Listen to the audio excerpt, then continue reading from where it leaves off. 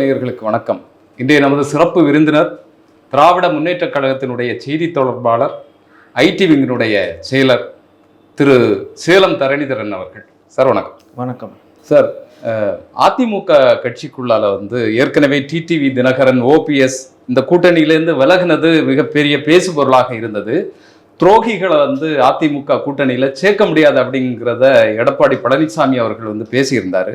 இப்போ டெல்லிக்கு போகிறதுக்கு முன்னால் இக்கட்டான சூழ்நிலையில் அதிமுகவினுடைய அந்த ஆட்சியை காப்பாற்றினது பாஜக தான், அந்த நன்றி உணர்வு எனக்கு எப்போதுமே உண்டு அப்படின்னு சொல்லி போயிட்டு இருக்காரு. எப்படி பார்க்குறீங்க சார்? எப்படி பார்க்குறேன்னா, எப்படி எடப்பாடி பழனிசாமி தமிழ்நாட்டு மக்கள் இவ்வளோ பெரிய முட்டாள்கள்னு நினைக்கலாம் அப்படின்னு நான் நினைக்கிறேன். எதனால அப்படின்னு பார்த்தோம்னா, 2023 அதிமுகவும் பாஜகவும் கூட்டணி முடிச்சுக்கிட்டாங்க. முடிச்சிட்டதுக்கப்புறம் ஒரு எடப்பாடி ஒரு நாடகம் போடுறாரு. என்ன நாடகம் போடுறாருன்னா, எனக்கும் பாஜகவுக்கும் எந்த சம்மந்தமும் இல்லை அப்படின்னு ஒரு நாடகம் போடுறாரு. அதில் பொய் தான் ஒரு பிரச்சாரம் பண்ணவும் முயற்சி பண்ணார். திமுகவும் பாஜகவும் ஏ டீம் பி டீம் அப்படின்னு. ஆனால் அது மக்களே அதை சிரிச்சிட்டாங்க. ஆனால் அந்த 1.5 ஆண்டு காலம் நீங்கள் எடுத்து பார்த்துட்டீங்கன்னா, பாஜகவை விமர்சனம் பண்ணுற மாதிரி நடித்தார். சரியா? ஆனால் இப்போ என்ன சொல்கிறாரு, என்ன பாஜக தான் என்ன காப்பாற்றினாங்க, பாஜக அந்த நன்றி உணவோட தான் பாஜக கூட்டணியில் இருக்கேன். அப்புறம் அந்த 1.5 வருஷம் நாடகம் தானே. அப்படி இருக்கும்போது எப்படி மக்கள் எடப்பாடியை நம்புவாங்க? நாங்கள் சொன்னதை 2017 எடப்பாடி நாங்கள் பாஜகவுக்கு விலகி போயிட்டோம், நாங்கள் இனி கூட்டணியே கிடையாது அப்படின்னாரு. அனைத்து இந்திய அண்ணா திராவிட முன்னேற்ற கழகம் என்பது அமித்ஷா திராவிட முன்னேற்ற கழகம் தான், எங்கள் கொள்கை பாஜகவோட கொள்கை தான், மனுஸ்மிருதம் தான் எங்களோட புக்கு, எங்களுக்கும் திராவிடத்துக்கும் சம்மந்தம் இல்லை அப்படின்னு தேர்தலை சந்திச்சிருந்தா கூட மக்கள் ஓரளவுக்கு அவரை ஏற்றிருப்பாங்க. சரிங்களா? ஆனால் இப்போ அப்போ சிஏஏ என்ஆர்சிக்கு ஆதரவு தெரிவிச்சுட்டு, பாஜக ஏற்றுற மதவாத சட்டங்கள்லாம் ஆதரவு தெரிவிச்சுட்டு, அந்த 1.5 வருஷம் மட்டும் நாங்களாம் ஆதரவு தெரிவிக்கவே இல்லைன்னு போய் சொன்னா, மக்கள் இப்பெல்லாம் ஆன்லைன்ல எல்லாமே இருக்கு, மக்கள் என்ன முட்டாளா? திருப்பி போய் சேர்ந்துட்டு நாங்கள் எனக்கு பாஜக தான் எல்லாமேனா, நாங்கள் கடைசி 8 வருஷமா இதே விஷயம் தானே சொல்லிட்டு இருக்கோம்.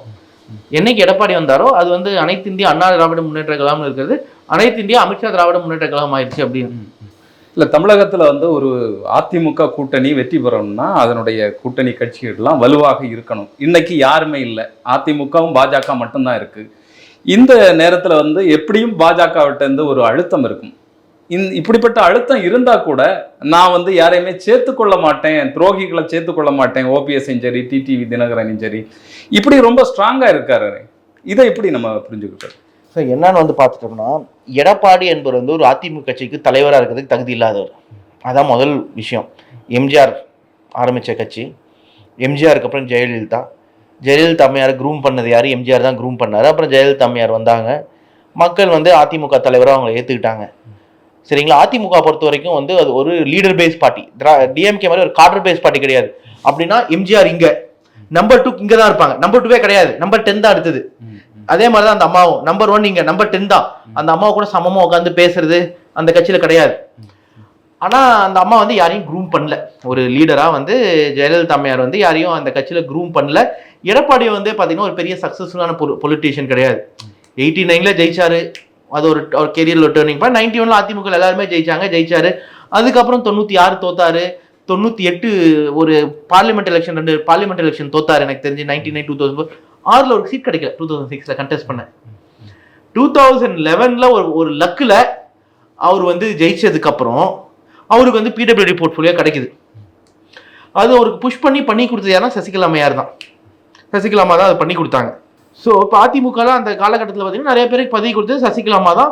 ஆனால் அந்த டைமே அது அவங்க போட்ட காணிக்கைங்கிறதுனால இப்போ இருக்கிற நிறைய மூத்த தலைவர் எல்லாமே அவங்க கார்டோர் திறந்து மூடிட்டு இருந்தவர் தான். செங்கோட்டையன் கார்டோர்லாம் 2001லேருந்து 16 வரைக்கும் எடப்பாடி திறந்து மூடிட்டு இருந்தவர் தான். அவருக்கு முதலமைச்சர் பதவி கொடுத்ததும் சசிகலா அவர்கள் தான். ஆனால் அந்த அம்மாவே இப்போ தூக்கி போட்டு இந்த கட்சி நான் அவங்கள சேர்த்திக்க மாட்டேன் அப்படிங்கிறாரு. அது எதனால அப்படின்னா, 2017ல் அவர் மக்கள் ஓட்டு போட்டு அவர் முதலமைச்சர் ஆகல. சரிங்களா? அந்த அம்மா ஒரு ராங் கால்குலேஷன் பண்ணி எடப்பாடியும் முதலமைச்சர் ஆக்கி விட்டு போயிட்டாங்க. அவரு எம்எல்ஏகளுக்கெல்லாம் காசு கொடுத்து ஆட்சி இருக்கிற வரைக்கும் இருந்தார். பாஜக கொஞ்சம் அந்த ஆட்சி கலையும் விடல. எப்படி எலெக்ஷன் கமிஷனை தப்பா யூஸ் பண்ணிட்டு இருந்த காரணத்தினால மட்டும்தான் அங்க ஆட்சி கவர்ல அந்த பை எலெக்ஷன் டிலே பண்ணது, டிடிவி பிரிச்சுட்டு போகும்போது நிறைய விஷயங்கள் பண்ண எல்லாம் ஆட்சி வந்து 2017-18 கவுந்திருக்கும். ஜனநாயக விரோதமா தான் அந்த ஆட்சி நடந்தது. சரிங்களா? அந்த ஒரு சூழ்நிலையில எடப்பாடி இருந்தார். ஆனா பாஜக எடப்பாடி இருக்கணும்னு நினைச்சாங்க, சசிகலா இருக்கக்கூடாது, வேறு யாரும் ஜெயலலிதா மாதிரி ஒரு ஆளுமை இருக்கக்கூடாது அந்த கட்சி. எதனாலன்னா பாஜகவில் வந்து ஒரு விஷயம் உங்களுக்கு தெளிவாக தெரிஞ்சிருச்சு.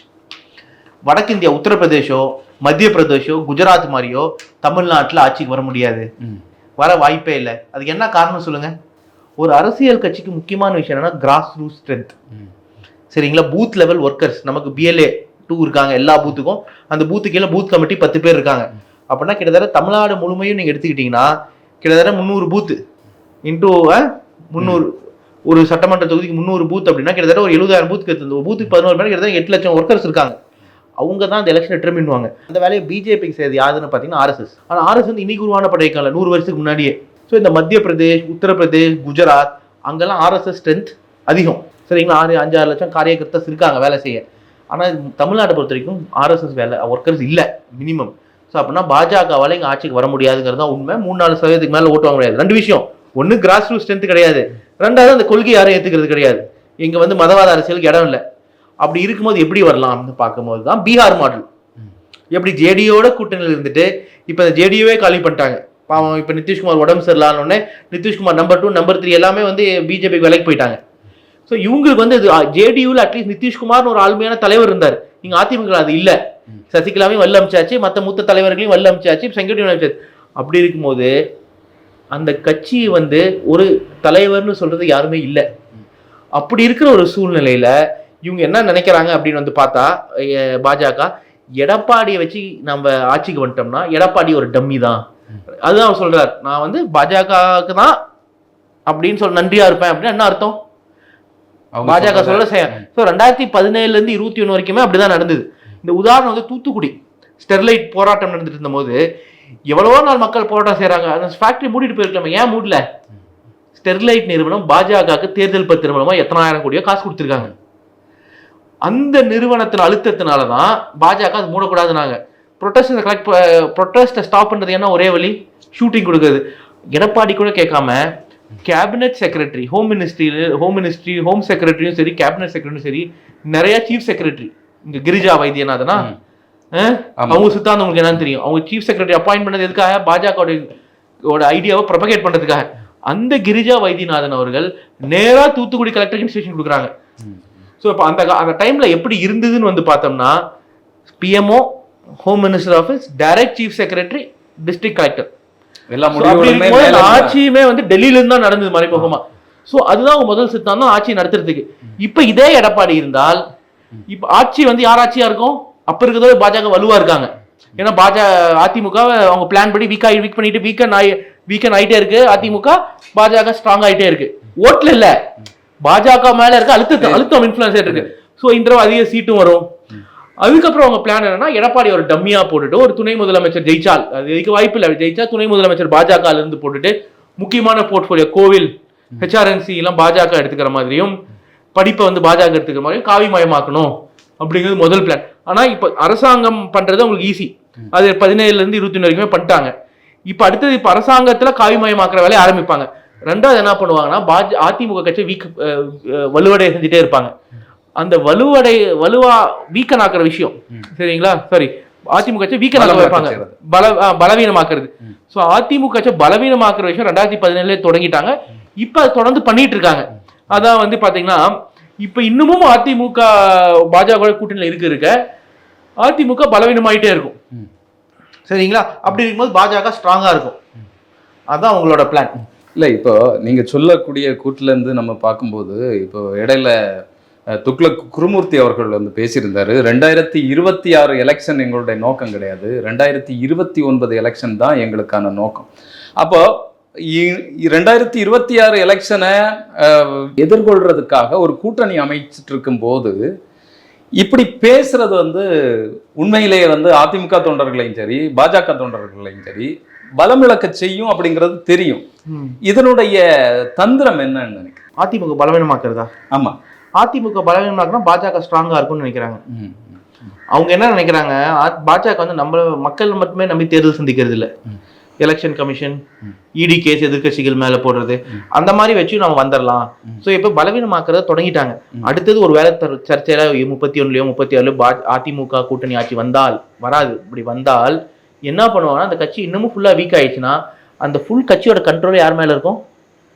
பிஜேபி மேல. இப்போ ஒரு நிறுவனம் இருக்கு சார், நீங்க வந்து இன்ஃபோசிஸ் நிறுவனம் பெரிய நிறுவனம் உலகம் ஃபுல்லா இருக்கு சரியா? இன்ஃபோசிஸ் ஒன்று. நீங்க தமிழ்நாட்டுல மட்டுமே ஃபேமஸா ஒரு கம்பெனி இருக்கு, ஒரு ஐடி கம்பெனி, ஏபிசி கம்பெனி வச்சுக்கலாம். அந்த ஏபிசிக்கு நிறுவனம் தமிழ்நாட்டில் ஃபுல்லா அவன் தான் பண்றான், வேற இன்ஃபோசிஸ்லாம் பண்றது இல்லை. இப்போ இன்ஃபோசிஸ் வந்து அந்த கம்பெனில அவனுக்கு வேண்டிய சிஇஓவா போட்டா அந்த கம்பெனி வந்து பலவீனமாக்கி அந்த கம்பெனியை வந்து இன்ஃபோசிஸ் வந்து வாங்கிக்கலாம். இங்க வந்து அதுக்கு பேர் ஏபிசி நிறுவனம் தான் வச்சிருப்பாங்க. ஆனா அந்த கம்பெனி ஃபுல்லா நடத்துறது இன்ஃபோசிஸ், வருமானம் போறது இன்ஃபோசிஸ்க்கு. ஸோ அப்புறம் இன்ஃபோசிஸோட பிரான்ச். ஸோ அதிமுகவை பிஜேபியோட பிரான்ச் ஆக்கணும். அதுக்கு அதிமுக பலவீனமாகணும் சரிங்களா? அப்படின்னா ஸோ அப்படி ஆயிடுச்சுன்னா அவங்களோட கட்சி, பாஜகவோட கட்சி தான் அதிமுக அப்படின்னா அவங்க நினைக்கிற ஆளு அதிமுகலயே அவங்க நினைக்கிற ஆளு தான் அமைச்சராகும். அப்படின்னா யாரு? RSS சித்தாந்தம் உள்ள ஆளு, மாஃபாய் பாண்டியராஜன் மாதிரி ஆளுங்க அதிமுக அவங்க ஆளுங்களே எடுத்துக்க சொல்லுவாங்க. புரியுதா? இப்ப பாஜக சித்தாந்தம் இருக்கிற ஆளுங்களே வந்து நிறைய பேர் அதிமுக எடுத்துட்டு அவங்களுக்கு அமைச்சரவை கொடுப்பாங்க. உடனே சித்தாந்தம் தமிழ்நாட்டில் இருக்கிறது. ஸோ அப்படி இருக்கும்போது அங்க பாஜக ஆட்சி இருந்தானா அதிமுக ஆட்சி இருந்தானே? அதிமுகவே பாஜக ஆயிட்டா. அதனாலதான் அது வீக்கெண்ட் பண்ற விஷயம். ஆனா இப்ப யோசிச்சு பாருங்க அதிமுக நிலைமைய. அதிமுக தொண்டர்கள்லாம் எது அதிமுகம்பாங்க? இபிஎஸ் அணியவா, ஓபிஎஸ் அணியவா, செங்கோட்டையன் அணியவா, டிடிவி தினகரன் அணியவா? அது இல்லாம இங்க 2-3 மணி இருக்காங்க, அந்த மணி இல்லாம கட்சி விட்டு வர போறாங்க அப்படிங்கிறாங்க. இவ்வளவு அணிகளா பிரிஞ்சிருச்சு. இப்ப அதிமுக அதென்ன எதிர்பார்க்கலாம், பாஜக இதென்ன எதிர்பார்க்கலாம், இவ்வளவா பிரியும் அப்படின்னு. அவங்க வடக்கிந்தியர்கள் எங்கேயும் கொத்தடிமைகளா இருப்பாங்க எல்லாரும் அப்படின்னு நினைச்சாங்க. சசிகலா வல்ல வச்சிடலாம், டிடி வல்ல வச்சிடலாம் அப்படின்னு நினைச்சிட்டு மீதி கட்சி ஒன்னா இருக்கும், அதை வச்சு அப்படியே ஏமாத்தி ஆட்சிக்கு வந்துடலாம். விஜய் வேற இருக்காரா, விஜய் வச்சு இங்க ஓட்டை பிரிச்சிடலாம், திமுக ஓட்டை அப்படின்னு கனவு கண்டாங்க. முருகனுக்கு வந்து நம்ம ஒரு அமைச்சரை கொடுத்தாச்சு, அதனால ஒரு சில வாக்கு சதவீதங்களை பிரிச்சிடலாம். அது தமிழ்நாட்டில் நடக்க மாட்டேங்குது. ஏன்னா தமிழ்நாடு மக்கள் உஷார். தமிழ்நாடு மக்கள் வந்து சும்மா வந்து இப்ப திரௌபதி முர்முக்கு ஜனாதிபதி பதவியை கொடுத்துட்டு அவங்களுக்கு எதுவுமே பண்ணாம, பாராளுமன்றம் ஓப்பனிங் கூட அழைக்காம நாங்க வந்து பழங்குடியின மக்களுக்கு செஞ்சுட்டோம் அப்படின்னு வடக்கிந்தியாவில் வேணா வேலைக்கு ஆகும். இங்க வந்து என்ன செஞ்சீங்கிறது தான் முக்கியம், சிம்பிளிசம் முக்கியம் இல்லை. அதனாலதான் இப்ப தடுமாறி போயிருக்காங்க. எடப்பாடியை கூப்பிட்டு அடுத்தது யாராச்சும் சேர்த்தலாமா அப்படிங்கிற பிளானிங் போடலாம், அதுக்காக தான் கூப்பிட்டுருக்காங்க. இல்ல இப்ப வந்து டிடிவியாக இருந்தாலும் சரி, பன்னீர்செல்வமாக இருந்தாலும் சரி, இந்த கூட்டணியிலேருந்து வந்த பிறகும் பாஜகவுக்கு ஆதரவாக அதுல சேர்றதுல முனைப்பாக இருக்கிறத வந்து நம்ம பார்க்க முடியுது. ஆனா சாதாரண அதிமுக தொண்டன் வந்து இனிமே பாஜகவோட கூட்டணி இல்லை அப்படின்னு சொன்ன போது பட்டாசு கொடுத்து கொண்டாடணும். அதிமுக தொண்டனுடைய மனநிலை வந்து இன்னைக்கு எப்படி இருக்குன்னு பாக்குறேன். இதற்கு எதிரான ஒரு மனநிலையில இருக்குமா, இல்லை நான் வந்து இவங்க கூடயே நம்ம வந்து இவங்க சொல்லக்கூடிய இடத்துல எல்லாம் நம்ம ஓட்டு போடலாம், சேர்ந்துக்கலாம், இந்த மாதிரியான மனநிலையில? இது ஒரு மிக சிறப்பான கேள்வி. இந்த புரிதல் வந்து பாஜகவும் கிடையாது. ஸோ நான் முன்னாடி உங்களுக்கு பாஜகவோட பிளான் என்னன்னு சொன்னேன். இப்போ என்ன ஆயிட்டு இருக்கு அப்படிங்கிறது இந்த கேள்வி வச்சு நான் பதில் சொல்ல முடியும். இப்போ திமுகவோட வரலாறு 1949 தொடங்கப்பட்ட போது எம்ஜிஆரும் திமுகவை வளர்த்தார் கலைஞரோட சேர்ந்து. எம்ஜிஆரும் திமுகனால வளர்ந்தார் சரிங்களா? அதுல மாற்று கருத்து இல்லை, அது கலைஞர் அவர்களே சொல்லியிருக்கார். 1973 எம்ஜிஆருக்கு பேராசை வந்து முதல்வர் கலந்தனால கட்சியை பிரிக்கிறார். அப்படி கட்சியை பிரிச்ச போது கீழே இருக்கிற கிராஸ் ரூட் காடரும் அதிமுகவுக்கு போனாங்க சரிங்களா? போனாங்க. ஸோ அப்படின்னா அதிமுக தொண்டர்களுக்கும் திமுகவோட கம்மியா இருக்கலாம், திராவிட உணர்வு இருக்கு, சித்தாந்தம் இருக்கு. ஏன்னா அவங்களும் பெரியார், அண்ணா பேச்சை கேட்டு கலைஞர் பேச்சை கேட்டு வளர்ந்தவங்க தான். கலைஞரை முழுமையா முதலமைச்சர் ஏத்துக்கிட்டவங்க தான் சரிங்களா? அது அவங்க பிரியும் போது அவங்க விருப்பப்பட்டு அவங்க போனாங்க. அதுதான் அந்த நிலைமை தான் தொடர்ந்துச்சு. கொஞ்சம் பேர் நமக்கு திரும்பி வந்துட்டாங்க, கொஞ்சம் பேர் அங்க இருக்காங்க. ஸோ அப்படி இருக்கும்போது தொண்டர்கள் எப்படி எடப்பாடி மாதிரி ஒரு தலைவரை ஏத்துக்குவாங்க? முதல்ல தொண்டர்களுக்கு வாக்களிக்க உரிமை இருந்திருந்தால் அந்த கட்சிக்கு எடப்பாடியே ஒருத்தர் தலைவராக இருக்க முடியாது, பொதுச் செயலாளராக இருக்க முடியாது. இது பாஜக கொண்டு வந்து சசிகலா அம்மா காலில் விழுந்ததுனால, அந்த அம்மா ஏமாந்தி இவர் ஆக்குனதுனால, அந்த சமயத்துல பாஜக இந்த மாதிரி ஒரு ஆள் இருந்தாதான் நம்ம தமிழ்நாடை கைப்பற்ற முடியும், இந்த அதிமுக வச்சு நம்ம வாங்க முடியும்னு சொல்லி அவரை நிலைநிறுத்தினாங்க. இதுதான் நம்ம புரிஞ்சுக்க வேண்டிய விஷயம். தொண்டர்கள் வந்து என்னைக்குமே எடப்பாடியும் ஏத்துக்கல, பாஜகவோட கூட்டணியும் ஏத்துக்கல. அதனாலதான் அந்த ஜெயலலிதா அம்மையாரும் சரி 2014 ஒரு தடவை கூட பாஜகவோட கூட்டணி வைக்கல. சரிங்களா? அதிமுக இருக்கிற செகண்ட் ரேங்க் எம்எல்ஏ கூட நிறைய பேருக்கு எனக்கு தெரிஞ்சு இந்த கூட்டணியில விருப்பம் இல்லை. தனி முன்னாள் அமைச்சர் கூட 2-3 பேர்த்து நான் பேசினேன். இங்க அங்கன்னு டிபேட் அப்பயோ இல்லை ட்ரெயின்லயோ பேச வாய்ப்பு கிடைச்சது. அவங்களுக்கு கூட இந்த பாஜகவோட கூட்டணி, அதுவும் மோடியோட கூட்டணி இருக்கிறது பிடிக்கல, எடப்பாடியே பிடிக்கல. ஆனா அவருக்கு அதை பத்திலாம் கவலை இல்லை. அவருக்கு தமிழ்நாடு எப்படியானா என்ன, நான் முதலமைச்சரா இருக்கேன், எனக்கு அந்த பதவி கிடைக்குது, எதிர்கட்சி தலைவராக இருக்கு, எனக்கு அந்த பதவி கிடைக்குது. ஸோ அதனால பவர் ஹங்கிரி. அப்புறம் காசு வசூலிக்கலாம் முதலமைச்சர் ஆகிட்டா. அந்த இது அவ்வளோதான். கலெக்ஷன், கமிஷன், கரப்ஷன், இந்த 3 விஷயத்துக்காக தான் அவருக்கு தொண்டர்களை பற்றி என்ன. ஆனால் பாஜக புரிஞ்சிக்காத விஷயம் என்னன்னா, யாரை போட்டாலும் அதிமுக தொண்டர்கள் ஏற்றுக்குவாங்க. வடக்கிந்தியாவில் எப்படி நம்ம மக்கள் எல்லாம் முட்டாளாக்கணுமோ ஒரு கதையை சொல்லி அது மாதிரி கதையை சொல்லலாம். ஹிந்தி திணிப்புல அல்லதுதாங்களாம், திமுக ஊழல்னு ஒரு பொய் பிரச்சாரம் பண்ணலாம், சட்ட ஒழுங்கு மோசமாயிருச்சுன்னு ஒரு பொய் பிரச்சாரம் பண்ணலாம். ஸோ காடர்ஸ்க்கு என்ன, கட்சி ஆட்சியில் இருந்தால் போதும் அப்படின்னு நினைச்சாங்க. அது நடக்க மாட்டேங்குது. அதனால தான் இப்போ திருப்பி எடப்பாடியை கூப்பிட்டுருக்காரு, ஸ்ட்ராட்டஜி என்னன்னு ரீதிங்க் பண்ண. ஆனால் என்ன பொறுத்த வரைக்கும் 2021 26 பெரும் வாக்கு வித்தியாசம் திராவிட முன்னேற்ற கழகம் ஜெயிக்கும். அதில் எந்த மாற்று கருத்து இல்லை. என்னை பொறுத்த வரைக்கும் 200 எம்எல்ஏகளுக்கு மேலே திராவிட முன்னேற்ற கழகம் வரும். ஓகே, நம்ம இன்னைக்கு பேசிட்டு இருக்கக்கூடிய இந்த நேரத்தில் வந்து பாஜகவினுடைய கூட்டம் வந்து நடந்துட்டு இருக்கு. அமைப்பு செயலாளர் PL சந்தோஷ் அவர்கள் தான் இந்த கூட்டத்தை நடத்துறாரு. அவங்களுடைய திட்டம் என்னன்னா, கழிந்த தடவை நம்ம வந்து 4 தொகுதிகளில் வெற்றி பெற்றோம். இந்த தடவை இரட்டை இலக்கத்தில் தமிழ்நாட்டில் பாஜக எம்எல்ஏக்கள் வரணும் அப்படிங்கிற ரீதியில் வந்து நம்முடைய வேலைகள் இருக்கணும். கூட்டணி பற்றி வேற எதுவும் பேசாதீங்க, மேலிடம் என்ன சொல்லுதோ அதை மட்டும் எடுத்துங்க அப்படிங்கிற இன்ஸ்ட்ரக்ஷன் கொடுக்கப்பட்டதா சொல்லப்படுது. எப்படி பார்க்குறீங்க? போன தடவை 4 எம்எல்ஏ என்ன பாஜக வந்ததா? இல்லையே. 4 எம்எல்ஏ வந்தது வந்து அதிமுக கூட்டணி வச்சிருந்ததுனால, கொங்கு பெல்ட்ல அவங்க ஸ்ட்ராங்கா இருந்ததுனால. அதுவும் எனக்கு தெரிஞ்சு எல்லாருமே ஜஸ்ட்ல தான் ஜெயிச்சாங்க இல்லையா? வானதி சீனிவாசன் ஜஸ்ட்ல தான் ஜெயிச்சாங்க. கமலுக்கும் அவங்களுக்கும் அப்படி இப்படிதான் போயிட்டு இருந்தது. நாகர்கோவில ஜெயிச்சவரும் இப்படிதான் ஜெயிச்சாரு, காந்தி. அதனால பெரிய வாக்கு வித்தியாசத்தை எனக்கு தெரிஞ்சு பாஜக எம்எல்ஏ யாரும் ஜெயிக்கல. அதுவும் அதிமுகக்காக மக்கள் ஏமாந்து வாக்களிச்சது அந்த இது வந்து வராது. இந்த தடவை பாஜக 0 தான். என்ன பேசிட்டு இருக்காங்க? கள நிலவரம் தெரியாம பேசுறாங்களா, இல்லைன்னா தொண்டர்களை வந்து பலப்படுத்துறதுக்காக, ஒரு நம்பிக்கை விடுறதுக்காக பேசுறாங்க? எல்லா கட்சியுமே சொல்றதான் சார்.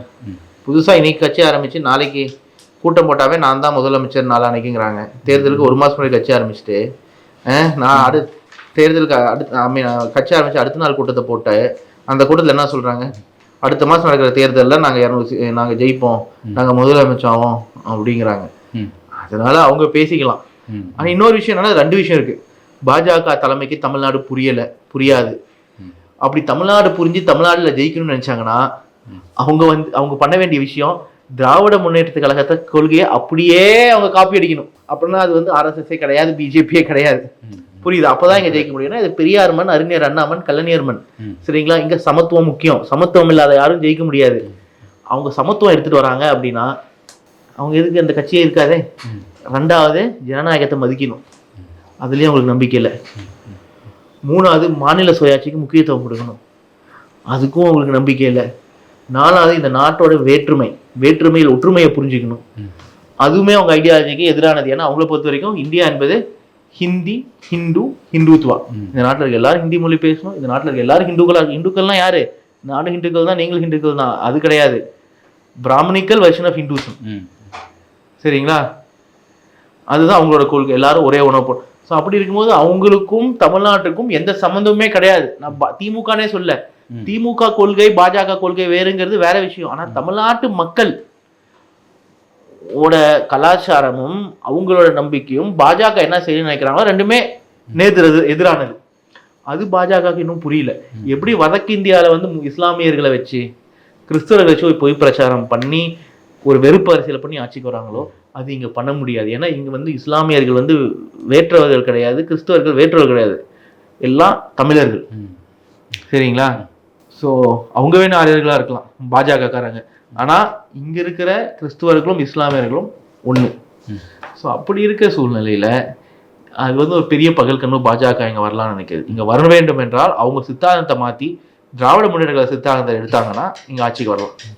ஆனா அவர் வந்து பள்ளியே செய்யணும் சொல்லிச்சு. தமிழ் அடையாளங்களை வந்து தூக்கி பிடிக்கிறாரு. திருவள்ளுவர், திருக்குறள், தமிழ் மொழியை பற்றி பெருமையாக பேசுறது, இதெல்லாம் வந்து ஓட்டு அரசியலுக்கான ஒரு வழியாகத்தானே பலரும் பேசிட்டு இருக்கு. சார், நான் இது உங்களுக்கு முன்னாடியே பதில் சொல்லிட்டேன். சிம்பிளிசம், இந்த அடையாள அரசியல் பாஜக பண்றாங்க பாருங்க. எப்படி ராம்நாத் கோவிந்த் அவர்களை ஜனாதிபதி ஆக்குறாங்க, தலித் அவரு. ஆனா ஒரிசால இருக்கிற பூரி கோவிலுக்கு போனார், கோவிலுக்குள்ளார விட்டாங்களா? தலித்துகளை யாராச்சும் முடிவெடுக்கிற பதவியில விட்டுருக்காங்களா? Home minister, finance minister, with foreign minister, இல்ல பிரைம் மினிஸ்டர். இப்ப இருக்க ஜனாதிபதிய பழங்குடியினரை சேர்ந்தவங்க அவங்களுக்கு பாராளுமன்ற கட்டடத்தை திறந்த போது கூப்பிட்டாங்களா? அவங்களுக்கு கொடுக்க வேண்டிய மரியாதையை நம்ம ஆட்சி காலத்துல நம்ம கொடுத்தோம்ல மரியாதை, பிரணாப் முகர்ஜிக்கோ இல்ல அப்துல் கலாமுக்கோ நம்ம கொடுத்தோம்ல மரியாதை, அந்த மரியாதைய இப்ப இருக்கிற ஜனாதிபதிக்கு கொடுக்குறாங்களா? கொடுக்கல. ஏன்னா அவங்க அடையாள அரசியல் தான் பண்றாங்களோ ஒழிஞ்சு ஒரு சமூகத்துக்கு மாற்றம் எடுத்து வரணும். இப்ப தமிழ்ல பேசலாம்னு முயற்சி பண்றாரு பிரதமர். எதுக்கு? மக்களை முட்டாளாக்கலாங்கிறதுக்காக. அது மக்கள் எப்படி எடுத்துக்குவாங்கன்னு வந்து பார்த்தா, 2024 தேர்தலுக்கு ஒரு 4 மாசம் முன்னாடி 14 தடவை வராரு பிரைம் மினிஸ்டர், 4 மாசத்துல. ஆனா இங்க வெள்ளம் வந்த போது வந்தாரா? சென்னையில இல்ல தூத்துக்குடியில வெள்ளம் வந்த போது வந்தாரா? தென் தமிழ்நாட்டுல வரல. ஆனா குஜராத்ல இருந்தா உடனே வராரு, உடனே 2000 கோடி கொடுத்தாரு. அடுத்த நாளே போனார் குஜராத்ல.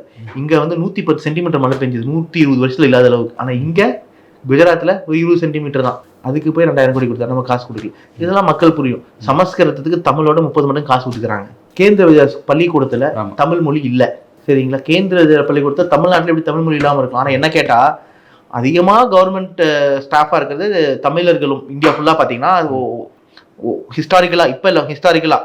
ஸோ அது இல்லை. ஸோ இந்த மாதிரி விஷயங்களை வந்து செய்யாம ஐநால போயிட்டு ஒரு 2 வார்த்தை தமிழே தெரியாத மாதிரி தமிழ் முழுங்கி முழுங்கி முழுங்கி ஒரு வார்த்தை பேசுறதுக்கு தமிழுக்கு செஞ்சுட்டு நல்லது செய்யலாமே. நீட் விலக்கு கொடுக்கலாம், தமிழ் மக்கள் நீட் வேண்டாங்கிறாங்க. எல்லா ஒன்றிய அரசு தேர்வுகளையும் தமிழ்ல நடத்தலாம். இந்திக்கு கொடுக்குற முக்கியத்துவத்தை தமிழுக்கு கொடுத்துட்டு போலாமே, மக்களே தானே புரிஞ்சுக்க போறாங்க. ஆனா என்ன, இது வந்து வழக்குல செல்லும் இந்த மாதிரி சிம்பிளிசம், இந்த அடையாள அரசியல். ஆனா தமிழ்நாட்டை பொறுத்த வரைக்கும் பெரியார் மக்களுக்கு எல்லாமே பெரியாரோட கேட்டு வளர்ந்ததுனாலையும் அண்ணா கலைஞரை கேட்டு வளர்ந்தனாலையும் கிரிட்டிக்கல் திங்கிங் அதிகம். அதனால இந்த அடையாள அரசியலுக்கு மக்கள் ஏமாற மாட்டாங்க. உங்களுடைய கருத்துக்களுக்கும் நேரத்திற்கும் நன்றி. நன்றி.